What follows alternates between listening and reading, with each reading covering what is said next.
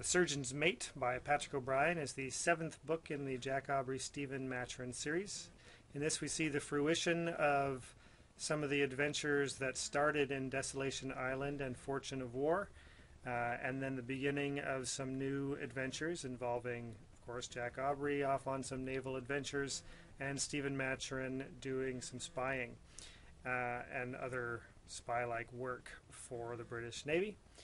And another great installment in the series. The characters continue to progress and change and adapt to their new situations.